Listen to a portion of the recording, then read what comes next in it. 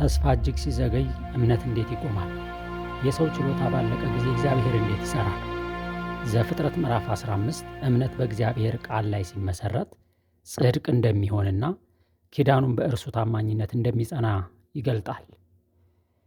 ሰላም የእግዚአብሔር ቤተሰቦች እንደምን ከረማችሁ? ከቁጥር 1 እስከ 11 አብርሃም እንደ ሰው ያለውን ድካምና ፍርሃት እንዲሁም በእግዚአብሔር ላይ ያለውን እምነትና ጽድቅ እናያለን። ከታላቅ ድል በኋላ በውስጡ የተፈጠረው ግጭትና ጥያቄ ሰውነትን ያሳያል። ብዙ ጊዜ ወደ ላይ መውጣት እንጂ ከከፍታ ወደ ታች መውረድ ቀላል ነው። የእምነት ሰው መሆን ስሜት አልባ መሆን አይደለም። በተጨማሪም ፍርሃትና የጭንቀት ስሜት መኖር እምነት እንደሌለ አያመለክትም። እንደ አንደኛ ነገሥት ምዕራፍ 19 ያለው የኤልያስ ታሪክ እንኳን ከታላቅ መንፈሳዊ ድል በኋላ ሰው ወደ ፍርሃት ሸለቆ መውረድ እንደሚችል ያሳያል። ስለዚህ እምነት ማለት ስሜት አልባ መሆን አይደለም። ይልቁንም ስሜታችንን በእውነት ለእግዚአብሔር መግለጥ ነው። ኢየሱስ ክርስቶስ ራሱ በምድር ላይ ሲኖር ውስጡን ለአብ ገልጦ ነበር። ይህም ስሜታችንን እንዴት መቆጣጠርና መምራት እንደሚያስፈልግ ያስተምራል። አብርሃም ያለፈበት ፍርሃት ተፈጥሯዊ ነበር። ሁለት ዋና ፍርሃቶች ነበሩት። የመጀመሪያው ልጅ አልባ ነበር። አብርሃም ልጅ አልነበረውም። ተስፋው ታዲያ እንዴት ሊፈጸም ይችላል? በተጨማሪም ከጦርነት በኋላ ጠላቶቼ ይመጡብኛል የሚል ስጋት ነበረበት።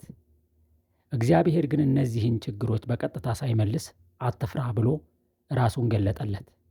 እኔ ጋሻህ ነኝ አለው። ይህ እጅግ ጥልቅ ነገር ነው። መፍትሄው ያለው በሁኔታ ውስጥ ሳይሆን በእግዚአብሔር መገኘት ነው።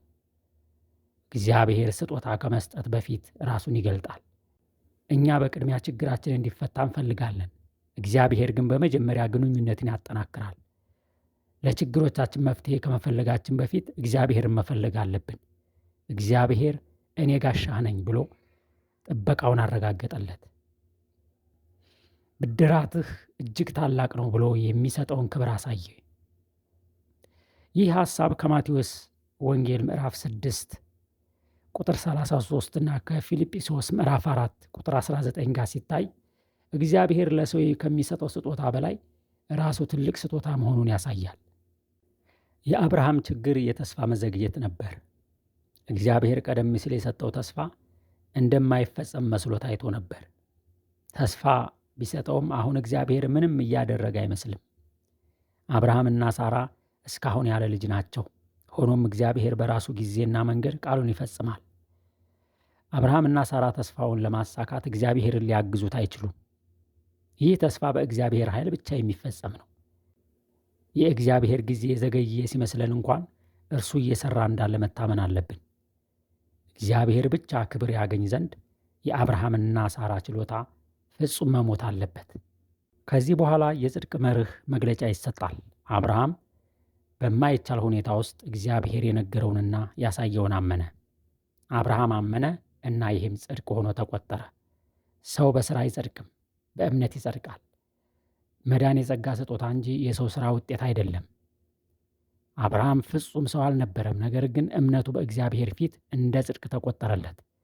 ይህ እውነት የመዳን መሠረት ሆነ። በኋላ በአዲስ ኪዳን ውስጥ በብዙ ስፍራ ተጠቅሷል። ኤፌሶን ምዕራፍ 2 ቁጥር 8 እና 9 እንደሚናገረው ጽድቅ በኢየሱስ ክርስቶስ የሚገኝ የጸጋ ስጦታ ነው። ይህ ለሰው ሁሉ ተስፋ ነው። ምክንያቱም ሮሜ ምዕራፍ 3 እንደሚል ሁሉ ኃጢአትን ሰርቷል። ስለዚህ የጽድቅ ጥያቄ የሰው ልጆች ሁሉ ትልቁ ፍላጎት ነው። ይህ ጽድቅ በመስቀል ላይ የተፈጸመ ልውውጥ ነው። ኢሳይያስ ምዕራፍ 53 እንዲሁም ሁለተኛ ቆሮንቶስ ምዕራፍ 5 ቁጥር 21 እንደሚያሳዩት ክርስቶስ ኃጢአታችንን ወስዶ ጽድቁን ሰጠን። ይህ የሰው ጥረት አይደለም፣ የእግዚአብሔር ጸጋ ነው። የምንቀበለው በእምነት ነው እንጂ በሥራ አይደለም። ከዚህ በኋላ የሚመጣው የቅድስና ሕይወት ውጤት ነው። ምክንያቱም እምነት ሰውን ይቀይራል፣ ራሱን በተግባር ይገልጣል። አብርሃም እምነት ቢኖረውም ጥያቄ ጠየቀ። ይህን እንዴት አውቃለሁ አለ። ይህ አለማመን አይደለም። እምነት እያደገ ሲሄድ የሚኖር የማረጋገጫ ፍላጎት ነው። እግዚአብሔር አልገሰጸውም። ጥያቄ ስለጠየቀ አልነቀፈውም። ነገር ግን ኪዳን ገባለት። አንዳንድ አስተማሪዎች በዚህ መካከል የመጡት ወፎች የተቃውሞ ምልክት ናቸው ይላሉ። ጥርጣሬ፣ ፍርሃትና እምነትን ሊያበላሹ የሚፈልጉ ኃይላትን ይወክላሉ ብለው ያምናሉ። አብርሃም እነርሱን አባረራቸው። ይህም እምነት ተግባራዊ መሆን እንዳለበት ያሳያል። እምነትን ከክፉ መጠበቅና መከላከል ያስፈልጋል። ይህ ቃል ኪዳን እንደ ትንቢተ ኤርምያስ ምዕራፍ 34 ያለው አይነት የባህላዊ ስርዓት ሲሆን በኪዳኑ ውስጥ የታየው ነገር ደግሞ እጅግ ልዩ ነው። በተለምዶ ኪዳን ሲደረግ ሁለቱም ወገኖች በተከፈለው ሥጋ መካከል ያልፋሉ። ይህም የቃል ኪዳን ስርዓቱ ከባድ ኃላፊነትና መሰጠትን የሚጠይቅ እንደሆነ የሚያመለክት ነው። እዚህ ግን እግዚአብሔር ብቻ አለፈ። ይህ ኪዳኑ በእግዚአብሔር ታማኝነት ላይ ብቻ እንደሚመሰረት ያሳያል። አብርሃም ሊጠብቀው አይችልም፣ እግዚአብሔር ግን ይችላል። ይህ የጸጋ ኪዳን ምሳሌም ነው። ከእግዚአብሔር የሚመጣ ነፃ ስጦታ እንደሆነ ያሳያል። ኢየሱስ ክርስቶስ እርሱ ብቻ ዋጋ ከፍሎ ኪዳኑን አጠናቀቀ። መስቀሉን ተሸክሞ ደህንነታችንን አረጋገጠ። የተሰጠው ተስፋ ደግሞ ከምድራዊ ነገር በላይ ነው።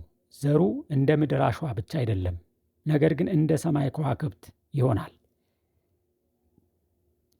ይህ ሁለት ነገር ያመለክታል፣ ምድራዊ ቤተሰብና መንፈሳዊ ቤተሰብ። በኢየሱስ ክርስቶስ የሚያምኑ ሁሉ ወደዚህ መንፈሳዊ ቤተሰብ ይገባሉ። የእግዚአብሔር በረከት ከምናስበው በላይ ነው። እኛ ብዙ ጊዜ ምድራዊ ነገር እንፈልጋለን፣ እርሱ ግን ዘላለማዊ ነገርን አብልጦ ይሰጣል። እንደ ገላትያ ምዕራፍ 3 እኛም በእምነት የአብርሃም ዘር እንሆናለን። እንዲሁም ኤፌሶን ምዕራፍ 1 ቁጥር 3 እንደሚናገር ልጆች ስለሆንን በሰማያዊ ስፍራ ባሉ መንፈሳዊ በረከቶች ሁሉ ተባርከናል። ሕይወታችን በሁኔታ ሳይሆን የእግዚአብሔር ቃል በሚሰጠው ተስፋ ላይ ይመሰረታል። በምድራዊ ነገር ሳይሆን በሰማያዊ እውነት ላይ ይቆማል። በጨለማ ውስጥ እንኳን ብንሆን እንደ ከዋክብት የማይደበዝዝ ተስፋና በረከት አለን። ለጥያቄዎቻችን ሁሉ መልስ ያለው ራሳችንና በዙሪያችን ያለውን በመመልከት ሳይሆን ወደ ጌታ በማየት ነው። ከቁጥር 12 እስከ 16 አብርሃም በጥልቅ እንቅልፍ ውስጥ በወደቀ ጊዜ እግዚአብሔር ስለ እርሱ ወደፊት ታሪክ ግልጽ ትንቢት ሰጠው። ዘሮቹ በራሳቸው ምድር እንዳይኖሩ በእንግዳ አገር እንደሚኖሩ በዚያም ለ400 ዓመት በባርነትና በመከራ እንደሚገዙ ነገረው። ይህ ትንቢት በኋላ በግብፅ ውስጥ በእስራኤል ላይ የተፈጸመውን ታሪክ ይገልጻል። ነገር ግን እግዚአብሔር በዚህ ብቻ አላቆመም። በሚገዟቸው አሕዛብ ላይ እፈርዳለሁ፣ ከዚያም በብዙ ሀብት ይወጣሉ ብሎ የመዳን ተስፋ ሰጠ።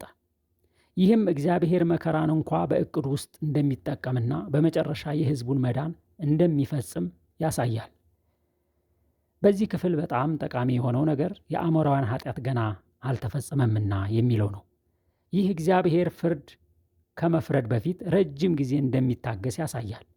ይህም ሐሳብ በሁለተኛ ጴጥሮስ ምዕራፍ 3 ከቁጥር 8 እንዲህ ይጠናከራል። ሁሉ ወደ ንስሐ እንዲደርሱ እንጂ ማንም እንዳይጠፋ ወዶ ስለ እናንተ ይታገሳል። እንዲሁም በማቴዎስ ወንጌል ምዕራፍ 23 ቁጥር 32 የኃጢአት መሙላት እንደ ፍርድ መነሻ እንደሆነ ይጠቁማል።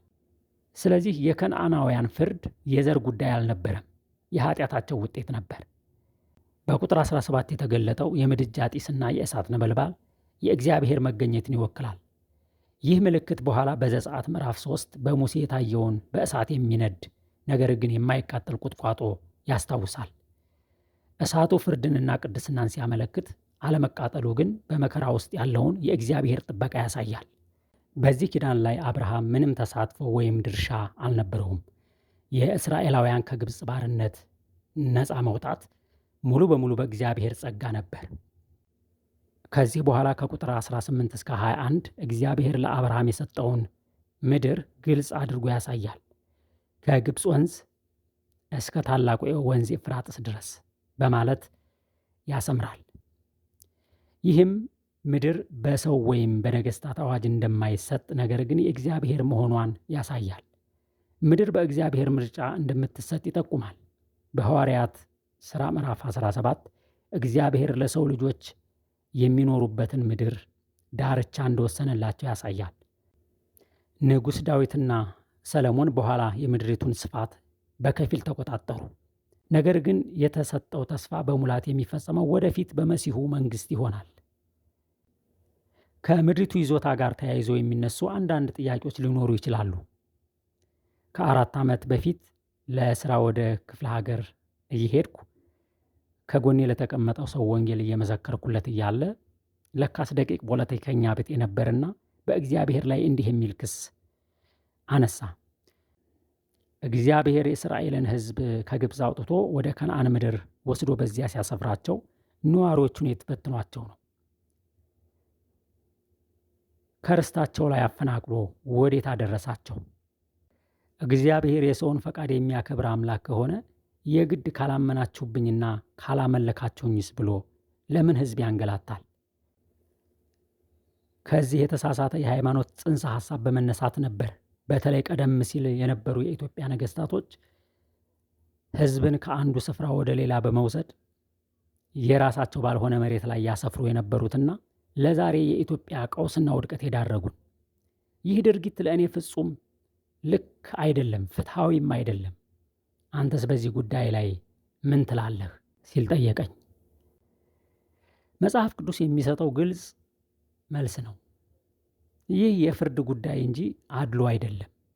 እግዚአብሔር ምድርን ለሰው እንደ አደራ ሰጥቷታል። ነገር ግን ሰው በጣዖት አምልኮ በግፍና በኃጢአት ሲሞላት ፍርድ ይመጣል። ይህ መርህ በእስራኤል በራሳቸው ላይም ተፈጸመ።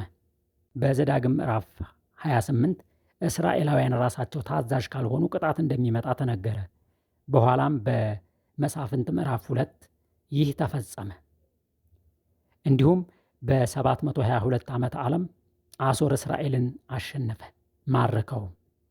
በ586 ዓመተ ዓለም ደግሞ ባቢሎን ይሁዳን ማርኮ ወሰደ። በባዕድ አገርም ለ70 ዓመታት ቀጣቸው። ምክንያቱም ሕጉ ለሁሉ አንድ ነው። እግዚአብሔር ፍጹም ፍትሐዊ አምላክ ነው። ምሕረቱም ታላቅ እንደሆነ መረዳት አለብን። ኃጢአትን ዝም ብሎ አያልፍም።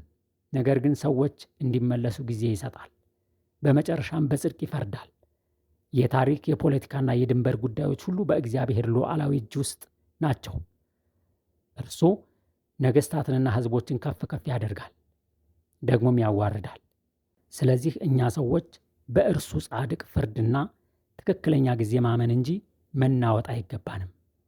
በአጠቃላይ ዘፍጥረት ምዕራፍ 15 እምነት፣ ፍትህ፣ ጥያቄና የእግዚአብሔር ታማኝነት እንዴት እንደሚዛመዱ ያሳያል። እግዚአብሔር ኪዳኑን ለመፈጸም ታማኝ ነው። ሰው ግን በእምነት ብቻ መመላለስ አለበት። እምነት ማለት ሁሉን ነገር በግልጽ ማየት ሳይሆን ሁኔታዎች ቢቃረኑም እንኳን እግዚአብሔር የተናገረውን ቃል በመታመን መቀበል ነው። አብርሃም በጥያቄና በጭንቀት ውስጥ ሆኖ እግዚአብሔርን ሲያምን እርሱም እምነቱን ጽድቅ አድርጎ ቆጠረለት። ይህም የመንፈሳዊ ሕይወታችን መሠረት እንደሆነ ያሳያል። ስለዚህ ዛሬ እኛ በሕይወታችን ውስጥ ያሉ ያልተፈጸሙ ተስፋዎችና ያልተመለሱ ጥያቄዎች ቢኖሩም በእግዚአብሔር ቃል መታመንን እንምረጥ። እርሱ ኪዳኑን በራሱ ኃይል የሚጠብቅ አምላክ ነው። የእኛ ሚና ሁሉን ለመቆጣጠር መሞከር ሳይሆን በጸጋ በእምነት መቆም ነው። የዛሬውን ጥናታችንን በዚህ ጨርሰናል። ቀጣይ እስከምንገናኝ መልካም ቀን